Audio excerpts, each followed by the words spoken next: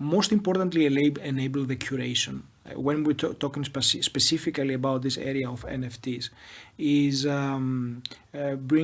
enabling the best out of people, like that they want to curate, that they want to really help the fans achieve their own interests and purposes. So it's not, it would be a little bit a paradox if we're talking about blockchain, about decentralization, and then here I come and I say that this is how it should be done. I think that would be a paradox.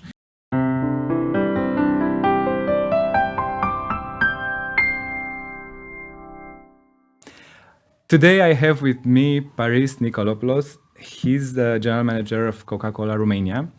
And I'm so happy that we are already at the second edition. I cannot believe it when 2 weeks passed by. We are going to be talking about blockchain, about brands, about Coca-Cola in particular, of course. But most importantly, we're going to talk about the impact on society, on big brands and blockchain. So let's start with a big thanks and a shout out to our sponsors for today, which are Netopia Payments. Funny fact, they just processed $2 billion of payments since their inception, but 500 million of those only last year. And also, I would like to welcome on Clubhouse stage and as a supporter of the show, IMCity, which is a platform for broadcasting live audio streaming. So they're actually recording this, so you should know this. We care about your privacy, so you should know that this is recorded. A bit later, we're gonna welcome the questions from the stage, from the Clubhouse stage. And without further ado, Paris, welcome. Thank you for joining the show. And I'm thrilled to have you here today because actually brands usually are not the first ones to adopt new technologies. And I'm so happy that you accepted the invitation. And I would like you to say a few words about yourself and also to proceed with more interesting questions later on. So welcome. Well, thank you, Sebastian, for having me in your show. It's great. It's one of the few, let's say, discussions that I'm going to be having with somebody that I know, like really very, very few things on blockchain, but it's super exciting. A few things about me. I am originally coming from Greece. I left Greece 17 years ago, and this is the entire time that I have been working for the Coca-Cola system.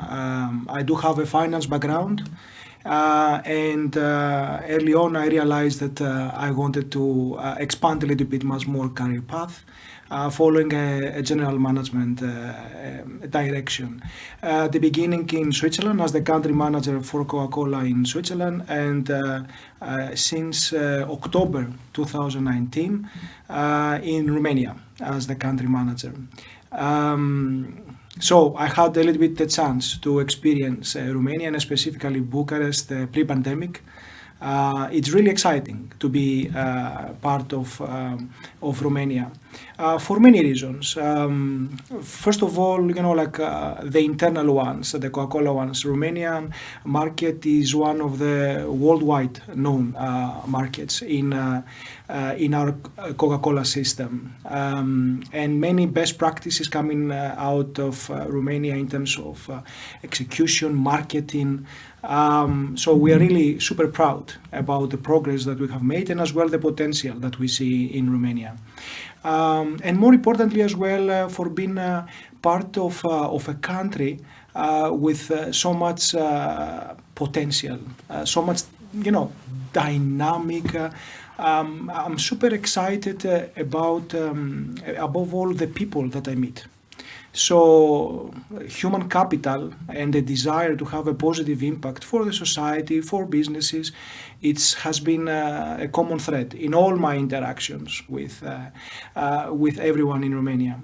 And basically, what can I say is that being part of the VC scene in Clubhouse in Greece, I can really tell that how much the rest of the neighbors in Greece is envious of the human capital in tech in Romania. So many great That's examples. nice to hear. Yeah, many great examples, and definitely for anyone with a desire to learn such a huge opportunity. Awesome. So I knew why I asked you to come here. I knew it was a good idea to join us. So let's switch to the blockchain side of things, right? So you may already know, we already had a few discussions on this topic, that blockchain actually is an enabler for trust, transparency, and why not traceability. But also Bitcoin, Ethereum, and other cryptocurrencies are more and more popular and widely adopted. What do you actually know about blockchain? And it's not a trick question, and I don't. I promise I will not grade you. I just want to know what I know you like the idea of it. I know you are a keen and avid learner, and you already started to learn a lot about it and read a lot about it. But I was wondering, you're kind of new, let's say, to this scene of blockchain technologies. What did you grasp so far? What's your take on blockchain, and what are your ideas about it? Just from a wider perspective, what is blockchain from your point of view? Wow. Yes, I didn't expect to provide a definition, but I guess I will explain it in layman's terms. It is a technology that enables a distributed ledger to record transactions in a transparent way, in a secure way, in a permanent way, in a non-changeable way. It is a technology in a way that can bring two parties transacting, selling or buying without the need of an intermediary, of a third party that would establish trust in case the trust between the two parties. That's one of the clearest definitions that I got from anyone on blockchain, and that's only coming for a few months of research. So amazing work. So if you have such a good idea, I mean, what can I say? Okay, I leave the mic to you, and please just go ahead. Because today we're gonna talk, and I wanted to know how deep are you involved with it, and how clear is your picture on it. And I guess you have a very good idea. I would like to talk now about big brands, organizations, and what you just mentioned, decentralization, or maybe the lack of intermediaries. What do you think on that? What are your thoughts on that? And let's start it from here. You work for a big brand, right? Coca-Cola. Everybody knows Coca-Cola.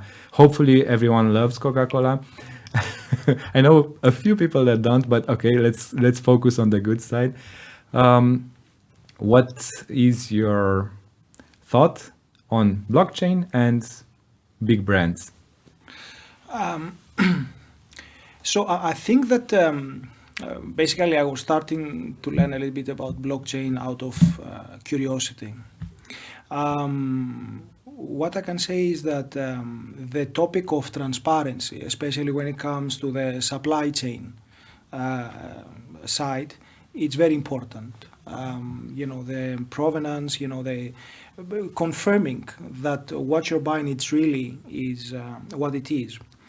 Confirming that the raw materials of something that a consumer buys, they are the right ones, and they are rightly and sustainably sourced is very important for big brands. So I think one big use case of blockchain is certainly traceability. It is something that is driven by the consumers, and more lately. I think that also with blockchain you might enable a certain level of automation that exists especially in the area of, I was reading a lot about smart contracts, that they are, they can be made into code and put on Ethereum. Don't ask me how. I think this is your area. And definitely this automation might result in many efficiencies in big corporations, and as well how big corporations they deal and they transact with their ecosystem. So like there is a lot of duplication that might be avoided. A record that is recorded in one system, another system, all of a sudden most probably in a private blockchain might be a better way to go about this. So through efficiency gains here out of automation, that might be another area. I think is also might be relating to transparency in investments, especially for big brands.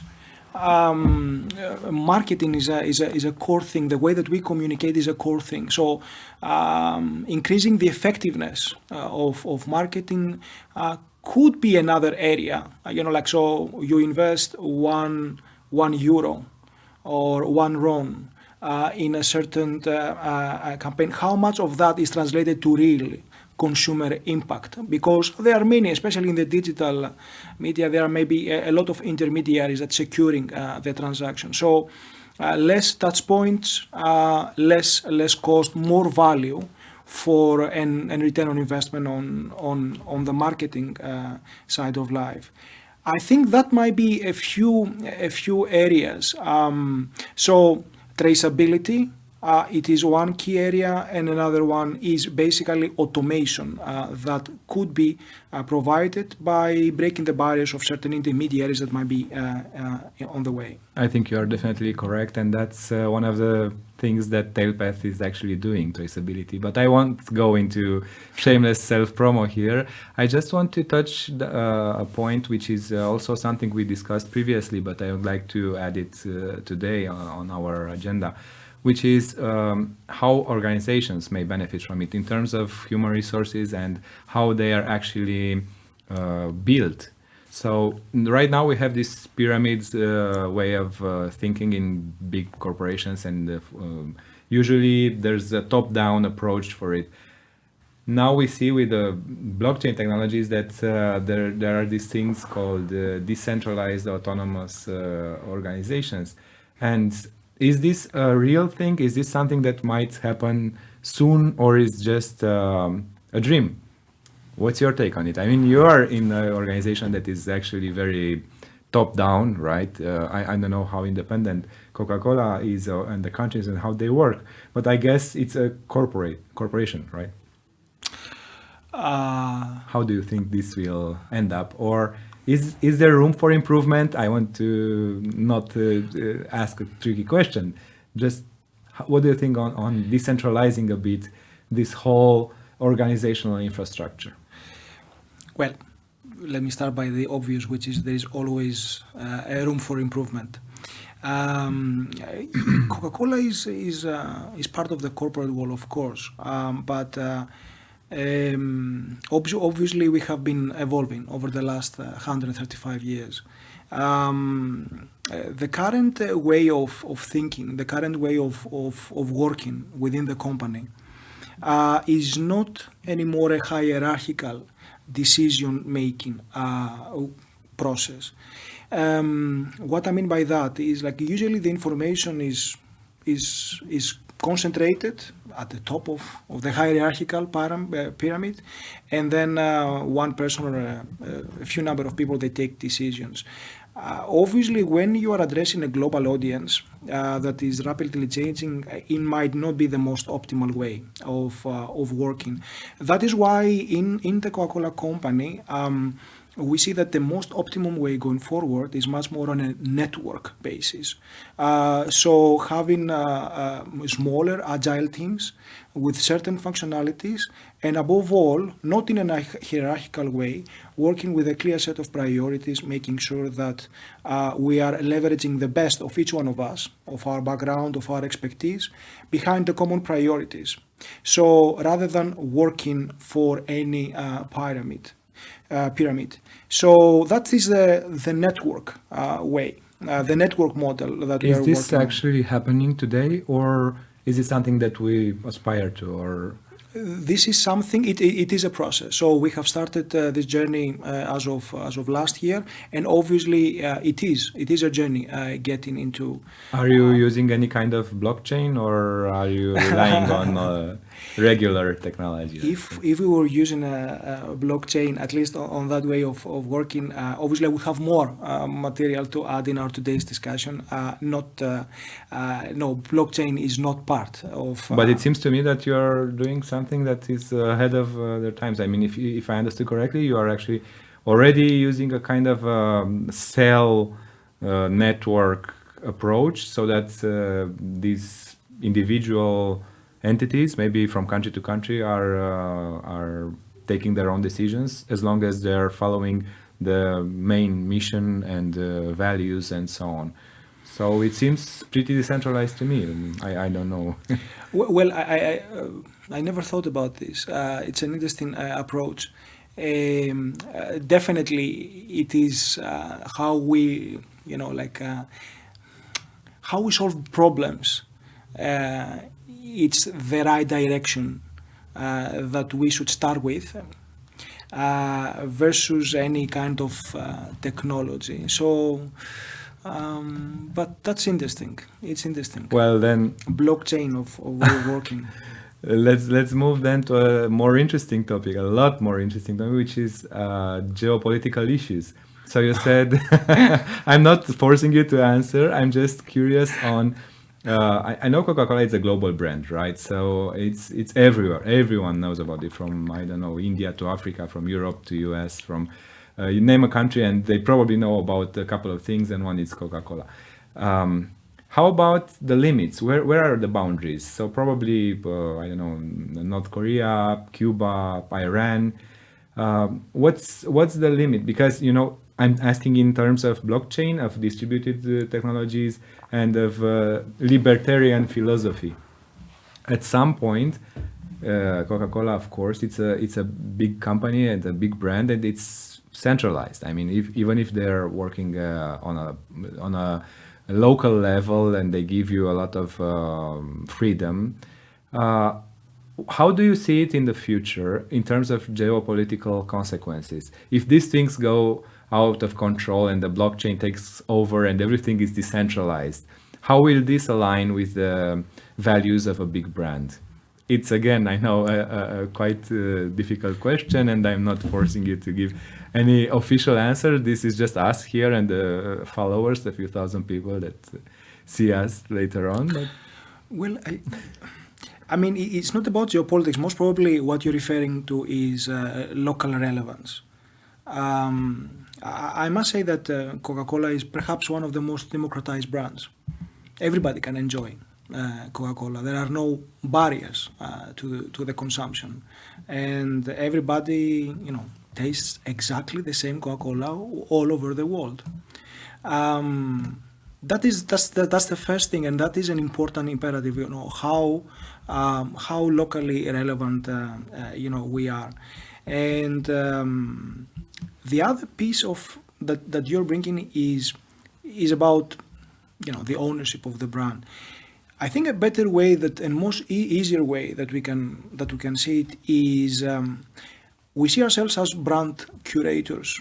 Okay, the brand is owned by the consumers, and the love that they exhibit for the brand and for the products that we bring to the market. So it is mainly a responsibility that we have to listen to the consumers, understand the trends, understand the needs and the wants, and basically technologies such as blockchain, it might be that in the future enable a much more direct dialogue, a much faster dialogue with our consumers, and making sure that we might be able to really respond faster to their needs. I guess that is the most important thing. That's the imperative basically behind That's a very nice answer and also very politically correct. I wouldn't expect less from you. So It's the okay. truth. And It is the that's truth. the most amazing thing, that is the truth.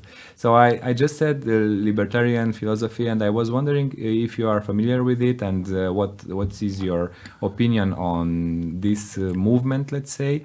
How would you see it in our world right now and in the corporate world? Is it something that may apply, or is it utopic? Libertarian in terms of democratization, basically, of. To put it mildly, yes. So basically, if you think the blockchain, I will rephrase it then. If you think blockchain technologies can actually change the world, or not, is this something that will fundamentally change the world or shake the world, even in political philosophies, or not? I mean, I know it's a tough question again. But Yeah, I guess for people that are not really involved in blockchain, it might be difficult to see how future will roll out. What I can say though is that already blockchain has proven to break a lot of boundaries in the way that we think about money and what it is, money. So there are many use cases that they are disruptive currently in blockchain, using blockchain. So I think that it is a tool that, in my opinion, it is only now we learn how to use it. So we can only be limited by our imagination on how we can use this technology for better, hopefully for better. It has many appealing elements, but I can say that it has a lot of. It brings also a lot of uncertainty. I mean, let me start, Sebastian, with the terminology. A key thing that was coming into the news lately is, and it's trending a lot, especially after the latest auction from Christie's, the NFTs. So that only by, like this terminology might not be, might provide a barrier. this is actually what I was trying to talk about a bit later, but it's okay that we touched down even now, because the NFTs, of course, are the new big thing that everyone speaks about. And I see you have a lot of wonderful stuff on the table now. Let's just define for a second what NFTs are and what's going on with them. So non-fungible tokens means the kind of certificates that are attached to real world items, and you can sell them and prove the ownership using a blockchain. That's very shortly put in a nutshell. And please tell me, what's your take on NFTs, and what's with the stuff that we have here on our table?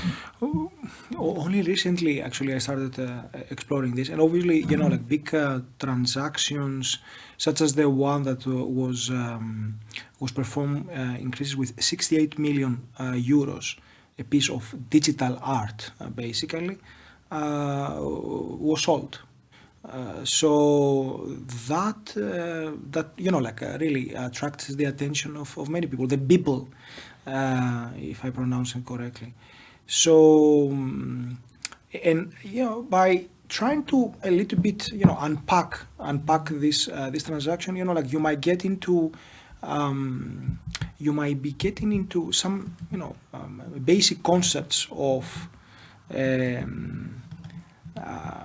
how this technology can be used. So we had a piece of art that was digital. What makes this piece of art unique is perhaps that it is, like it's the only one, and it can be verifiable on blockchain that this is the only one. So uniqueness is something that, was important. The other element is the whole permanence. So it will stay forever. It is in blockchain. So, and it is basically not changeable.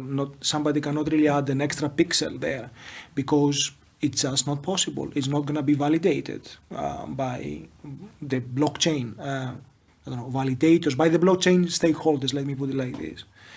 So that is also very interesting. And then what was also another concept that came to me is that who sold this piece of digital art, and it was a worldwide auction house, Christie's. So, and then I was thinking, if I were to sell this asset, would really enable a 68 million transaction? And I think that what this brings is like the curation concept. So a party that is able to talk to the community and connect, understand their needs and wants, and being able to maximize the value. And also the most interesting thing, having also the blockchain, we will always, like the creator of people, the digital piece of art, will know exactly, about the value chain, and he will know exactly, or she, I think, I do not know. It's a he. He will be compensated accordingly. And I assume that if this piece of art is going to be later on sold to somebody else for even more, then I guess also the original creator would benefit from that. Could benefit. I don't know if that was because there's a debate on it if Christie's what they actually done was on a blockchain or not. However, the whole auction, not the item. The item is on a blockchain.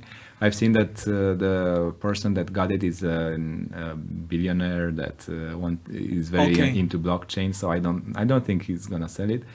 I wanted to add some things on NFTs here that not you already know it, but I would like just to make it more clear that there's the infrastructure layer where things are built, such as on a Ethereum blockchain or Elrond blockchain, and that's where things get very technical and where it's very important to have a fast, reliable, and secure system, which is not the case for Ethereum lately. It's very, very expensive. It's reliable, it's secure, but it's not that fast, and also kind of expensive. Elrond network, for instance, they are planning to launch very soon the NFT marketplace, which is something that will enable these transactions to go a lot faster and a lot cheaper. So that's on the infrastructure level. Then you have marketplaces that are basically websites that have offered the possibility for their users to publish and sell NFTs. Let's take the example of digital art, where you add a photo or a picture or a movie or some sort of animated picture, and then there is going to be published on that website, on that marketplace, and the auction or the bidding takes place. So that's the layer of marketplaces where things get shown, the showcase for artists. But then we have another layer which is very, very important: the artists, the content producers, and the curators. You mentioned curators earlier. That's a very, very important aspect of the whole NFT and ecosystem. I read somewhere that what NFTs enable is actually for the middle class artist to have a voice. What happens in real world usually is that artists are very poor or very rich, very famous or unknown. And this is something that is frustrating for artists and for content creators. Well, this technology, blockchain, added a new layer of democracy that enables any creator, even if it's not so well known, but it has a bit of a following let's say a lot of followers on a few followers on Instagram or especially on Twitter, they are able to sell their art or their creations. And curators, and this is where things get tricky. I think we haven't seen yet curators, like real world-class curators, moving into the blockchain space. And this is a gap that will be filled soon, I hope, and I think it's the next logical step for curators. It's something that I'm actually investigating with a few friends on working on. And the last layers would be those that enable some sort of financial lending or display for your the items that you bought. Okay, so coming back to Coca-Cola, coming back to you, Paris. You said NFT, you said curators, you said brands. Amazing. Tell us what's with this cool stuff on the table, what you brought here today. Let me also say, to add on what you said, is like I was watching some on the news on CNN.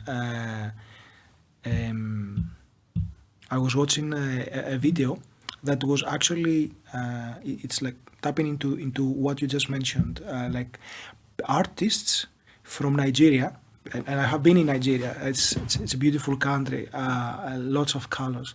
That before they just couldn't sell their art, or if they could sell their art, it would be just to support, like themselves with the basic means. Now, over blockchain and with NFTs, they are able to benefit with their art. And actually have a very strong living out of that. So somehow this democratization of that blockchain brings elevates, can take with them, like many individuals that they couldn't benefit before, many artists, and as well as some similar examples from Mexico that I have seen.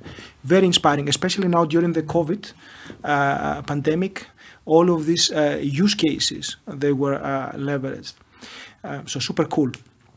Now, I was, I was trying to think, like what exactly I'm gonna be saying and bringing in our today in our discussion. So I was just, like on a thought experiment, basically.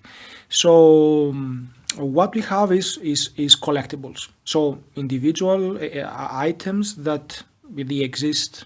And they are unique, they are permanent, they are not changing. Okay, so many different examples I have seen lately from some big brands. Like here you get your digital slice of pizza, of chips, of burger. So and this means to people because there is a community. What's so unique about especially Coca-Cola is that going all around the world, there is, of course, our consumers, the vast majority that they do love the brand, they identify their moments of their life, basically with that. But there are some super fans, really, people that collect all kinds of items relating to Coca-Cola. So items like I cannot consider myself as a collector, but like item like this. That's a baseball ball with Coca-Cola. So you can imagine like super fans with warehouses in order to store all of these items. So we're talking about like big number of items. And so there is a lot of things that they identified, a lot of things that they were able to, to define their life with, like either being part of the Olympics or all the big events that we support, or meeting people or artists themselves, or even the big legendary CEOs of the Coca-Cola company. And so here it is. This book is actually an art book. It is from Mr. Fukuto. Mr. Foucault is based in Lausanne. I lived many years in Switzerland, so he has I don't know, thousands and thousands. I've been in his basically, like Warehouse. most probably would be like a warehouse because it's just enormous. And I wish, like this is how it looks like. So basically, this is Mr. Foucault, and like this is part of his warehouse. That's a lot of Oh, stuff. that is a lot of stuff, and then as well, meeting here. There are some photographs with him meeting with. When was this published? This must have been back in 2010, 9 or 10. So how come he's not on an NFT bandwagon yet? And that could be so. I mean, it's him here. It's him meeting one of the most important people in the Coca-Cola history, Mr. Guizeta. He has been CEO for the company for 17 years, 80s and 90s. So here is with Mr. Kent, with another dedicated. That can be sold for a lot of ether, I think. So basically, and then the most interesting thing is not only the items that he has collected, and here I have some items that some small trucks from the 40s. So basically, or there is a dispenser from the US from the 40s. So, and this is a real item actually. So. But as well, and this is the most interesting thing, he has been contacting artists, and he has been commissioning basically art for that also is related to Coca-Cola. So that is one piece of art that he has commissioned. That's some other ones. So you can imagine, this is a book that we supported obviously back then, and it is full with either pieces of art that he enabled with artists, and or items that they are unique, and they are extremely old. And obviously he's one of the members, from the Swiss Coca-Cola Club, because there is another. There's a club. There is a club with a lot of members. At least some members that I've been to is like 150 members. I know that in Romania there is another Facebook club with 113 members. So these are funds, super funds. Okay. So it's part of the community. So you can imagine it's like hundreds and thousands all around the world. And people like super fans like Mr. Foucault, they are the real curators, that they are able to speak to the community, able to understand, what is that the most basic drive of their collection and love for the brand, but how the brand is manifested through art or pieces of art, like physical objects. So what if we take this offline experience and we invent the digital twin of collectibles? Well, the good news is it's already invented. It's called NFTs.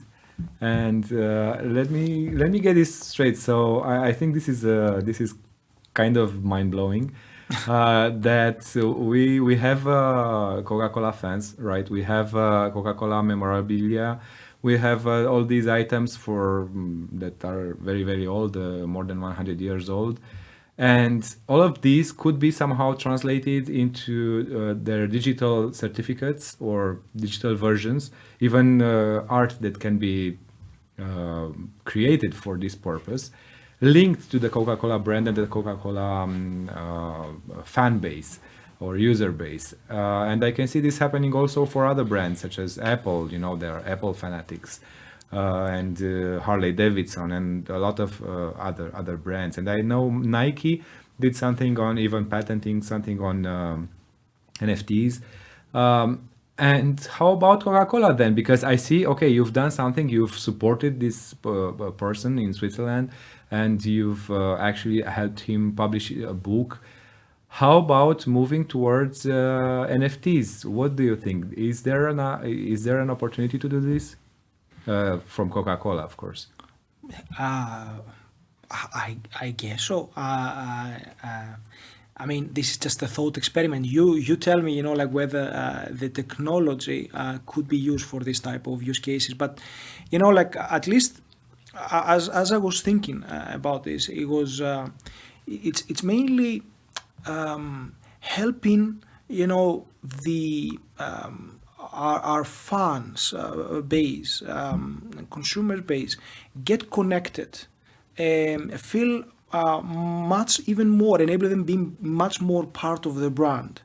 I wouldn't necessarily see it as a monetization for the company, but mainly how we could provide a platform where this type of passion can be expressed above all, and people, they can be connected to each other. So what if we enabled people like Mr. Fukuto to develop his own NFTs? That's exactly what I was thinking. So how can this So get an approval from your side, because you own a brand and it has to be somehow embraced by you? this is very good questions. So we need to continue more on my thought experiment. So perhaps this is we can convert This the is show an to amazing start. I'm so happy it happened here. I mean, I can't believe it how things connected. I mean, yeah. that's amazing. So I'm glad that you like the idea. I really haven't thought about the specifics of that, and definitely it's worthwhile talking much more about this. But I mean, the whole notion would be how we can help them express their passion, how we can help them connect much more to their members, and even beyond, going beyond, because obviously each one of us might be having a piece of memorabilia from Coke, and what if by doing so, by helping like with the NFTs, it might be that we help the people to achieve even higher targets that may aspire. I don't know, like their own Coca-Cola museum in each and every country that would be supported by a blockchain ecosystem. So I think that might be a few areas. So now I would like to move a step back, let's say, just a little bit, on why would this happen? I mean, you said it very well. It's not about money. It's not about getting money out of it. It's about brand awareness, or actually engaging with your users, with your customers. And I think this is something very important that a lot of brands succeeded with, such as I said, Apple, Harley, Coca-Cola, because they actually found a way into people's hearts.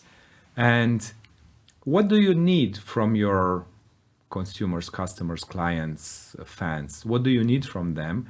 And what do you think they need from you? So you said something about, okay, they love the brand, they love the memorabilia, they want to be a part of the ecosystem, they already love you, but what do they need from you? Except, of course, your approval, and to actually support them when they have these kind of ideas. And pretty soon, I think, after people will see this show, there's going to be a lot of requests on NFTs on Coca-Cola. What do you think your users or clients need from you, and what do you need from them? Oh, that's love. Huh? That's a big question. I think most importantly, enable the curation. When we're talking specifically about this area of NFTs, is enabling the best out of people, like that they want to curate, that they want to really help the fans achieve their own interests and purposes. So it's not, it would be a little bit a paradox if we're talking about blockchain, about decentralization, and then here I come and I say that this is how it should be done. I think that would be a paradox. It's mainly allowing their passion of the people, and like sometimes like getting out of the way, express themselves, and how they as well see their priorities for their fan clubs, for their members. So that's like that is perhaps a healthier way to start with engaging, but definitely I wouldn't expect, because blockchain is a new technology, and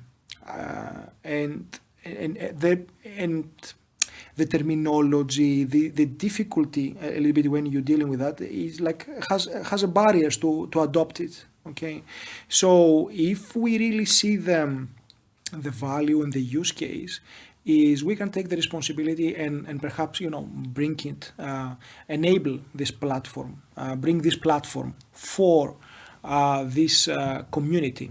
I think even only endorsing it would be something amazing, or just allowing it to happen, if I may say so.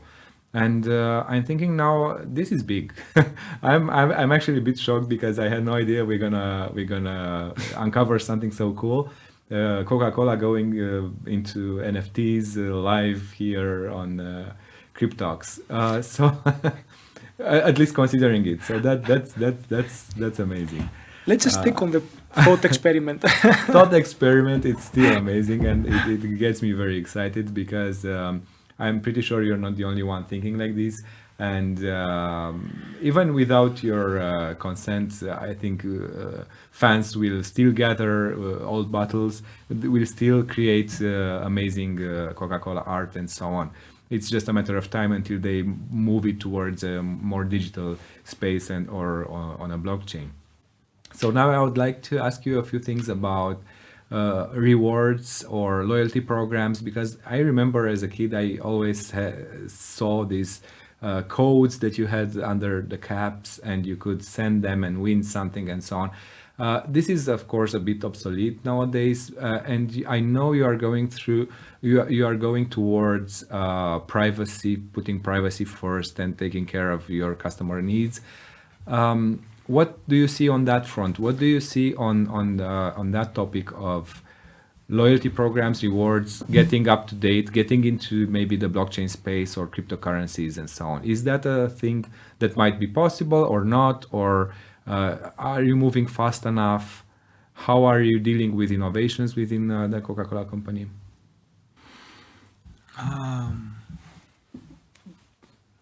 Too many questions.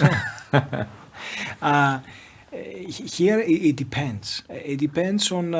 I think the way that I think about blockchain is where it can be, how it can be used, how it can be best used. Let me give an example. I mean, you can write a letter using Excel, right? You can write using Excel, but that you're not going to be leveraging the best out of Excel by writing a letter in Excel. You would leverage the best out of Word, writing a letter in Word, and so on and so forth. Or I saw a funny picture, like you have the computer and, I saw a picture, like with a Mac being a door holder. So that's a good use case for a Mac. that can be also. I think it's called affordability. If there's something that it's affordable, not in as you can afford it, but the term of affordability is when something is doing what it's meant to do. Like when you see a rock you throw it, and when you see a Mac, you don't put it as a door holder. You use it for computing. So yes, so you see, like, I mean, we can only be limited by imaginations with the way that we use technology and tools. Okay, but the key thing is that are we taking the most out of it? So I'm not sure really I can offer a question, how certain things that they are currently performed in the offline world, whether blockchain would be the right technology to enable better automation, better connection with our consumers. So, but I think it would be worthwhile understanding more and talking. The more that we talk about this, the more simpler that we make the language. The more that people they are able to understand the potential of blockchain, the better we will be using blockchain. Perhaps that might be a good start. So now, let me ask you another very simple question for you. Simple. Like all the others before. I know Coca-Cola is a big company. It takes maybe a while for things to happen. In terms of blockchain, things move very, very, very fast. How would you deal, let's say, okay, you are prepared to adopt some sort of new technology, in this particular case blockchain. You would like to either put in a traceability system, or maybe start creating a platform for NFTs, for Coca-Cola NFTs, or I don't know, the sky is the limit. How long do you think it will take to implement this? I mean, are you blocked by legacy systems, by maybe corporate bureaucracy, or are you moving fast enough? Do you have some sort of worldwide innovations division that maybe takes on some fringe projects and thinks about these things, or not? So easy question again. So I should be afraid when you say simple question, it's like you mean like a really difficult one. Well, I think that the Coca-Cola company, and that might be similar to other big brands, it's all about scale. It's all about how you can deploy certain benefits regionally, continentally, or even globally.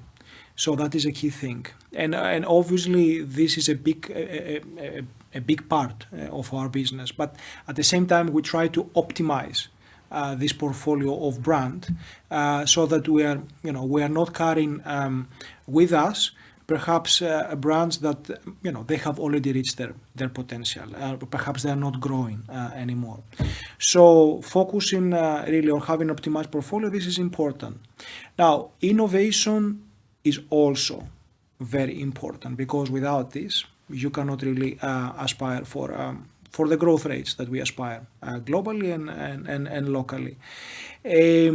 I think that there is, by being disciplined in the way that you bring innovation is also very important. So it's not about, like take something and throw it in the wall, and if it sticks, then okay. It is much more, like what's the purpose? It has to be purposeful, what we are doing into the market. And yes, we do move fast by having, by taking into consideration aspects such as experimentation, which really is very dear to my heart, learning fast. Could you please name a few experiments that you've done lately? Maybe, I don't know, even here in Romania. Is there something that you can present publicly, like this kind of innovations, a product or maybe a campaign or something? I mean, product or campaigns, I mean, there are many things that, locally we're very proud. I can mention, for example, a couple of years ago, we had the bracelet campaign. It was like a part of the label on the half a liter PET product, which was you could unwrap it. There was a code there, and this code it was giving you access to concerts, music concerts, and among other elements. So, you remember music concerts? It's like this. No, I was too young, but vaguely my parents know about it. It was like this thing that before the pandemic. So, so obviously that was like super cool. And we take it, and this was actually initiated here. This was coming from Romania. And then It adopted was in other countries? it was very successful. It was very successful, and immediately was deployed Europe, but I can say also in US, or even, if I remember correctly, in China. I can only hope that the same will happen with Coca-Cola NFTs thought experiment that started here. Well, history will tell, but it's a great. I think it's a great occasion that like in an informal way, that we're able to talk, to exchange ideas, and for me, above all, to learn. Because let's acknowledge something that of the two of us, I'm the one that knows Okay. substantially less. You don't need to be biased. Come on.